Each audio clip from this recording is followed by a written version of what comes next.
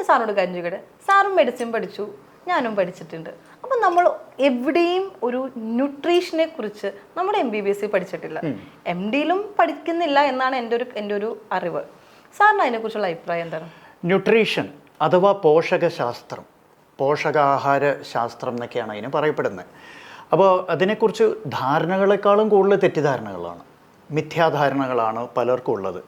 ഏത് ഭക്ഷണം പോഷകസമൃദ്ധമാണ്, എത്ര കഴിക്കണം, എപ്പോൾ കഴിക്കണം, ഏത് രീതിയിൽ കഴിക്കണം, എങ്ങനെ ഇത് പാചകം ചെയ്യണം, എത്ര അളവിൽ കഴിക്കണം, അതിനെക്കുറിച്ച് ശാസ്ത്രീയമായിട്ട് പഠിക്കുന്ന ഒരു മേഖലയാണ് ഈ ന്യൂട്രീഷൻ എന്ന് പറയുന്നത്. ഡോക്ടർക്ക് അറിയാമല്ലോ.